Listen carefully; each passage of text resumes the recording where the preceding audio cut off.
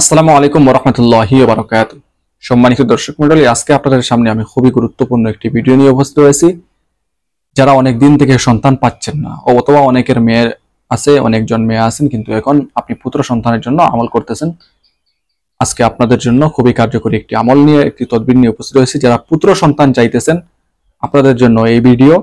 এমনকি যারা অনেক দিন থেকে সন্তান পাচ্ছেন না, আপনাদের জন্য এই ভিডিও। ইনশাআল্লাহ যদি ইয়াকিন ঠিক রাখেন আর পুরোপুরি আল্লাহ তাআলার উপর আস্থা বিশ্বাস রাখেন, এই ভিডিও দ্বারা আপনি অত্যন্ত কামিয়াব হবেন ইনশাআল্লাহ।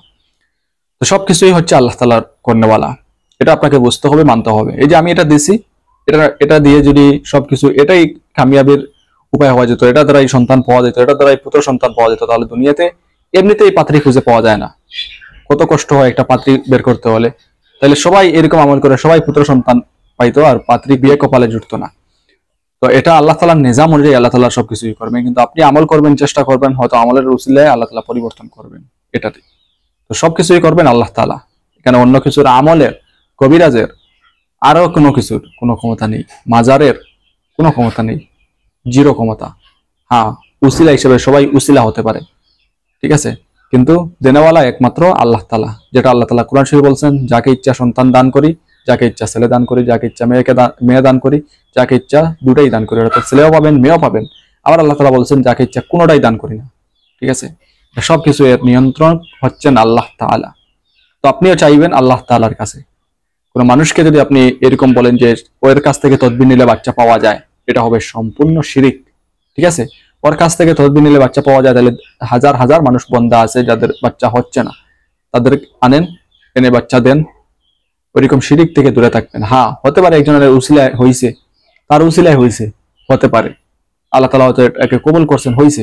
তার মানে সে যে দিয়ে দিছে ওইরকম না। সে দিয়ে দিলে দুনিয়াতে বান্দা কেউ থাকতো না, সবাই তার কাছে আসতো, আর সবাই বাচ্চাওয়ালা হয়ে যেত, আর সবাই পুত্র সন্তানের অধিকারী হয়ে যেত। তো যাই হোক, আজকের যে আমল, একটা নকশা আপনারা স্ক্রিনে দেখতে পারবেন। এটা একদম ছোট করে লিখবেন, অর্থাৎ যার কোনো শেষ নেই, একদম ছোট করে। এটা দেখতে যদি একটু অসুবিধা হয়, স্পষ্ট হওয়ার সমস্যা নাই, একদম ছোট করে লিখবেন, কারণ এই কাগজটা খেতে হবে। একদম ছোট করে লিখবেন, ছোট করে লিখে চিনি জাতীয় কোনো কিছু, মিষ্টি জাতীয় কোনো কিছু দিয়ে আপনি এটা করবেন।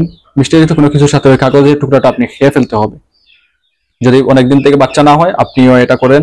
আর যদি আপনি পুত্র সন্তান পেতে চান, তাহলে এটা করবেন। এটা 7 দিন পর্যন্ত করতে হবে, ঠিক আছে।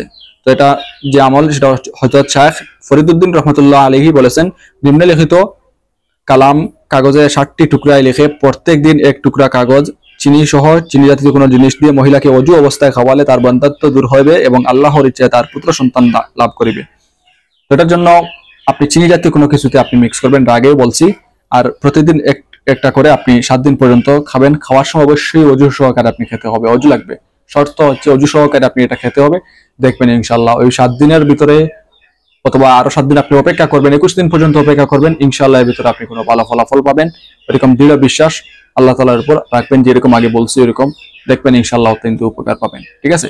তো যাই হোক, আজকে ভিডিও পর্যন্ত। আশা করি ভিডিওটি আপনাদের অত্যন্ত উপকার আসবে। পরবর্তী ভিডিও দেখার আমন্ত্রণ জানিয়ে বিদায় নিলাম। সবাই ভালো থাকুন, সুস্থ থাকুন। আসসালামু আলাইকুম ওয়া রাহমাতুল্লাহি ওয়া বারাকাতুহু।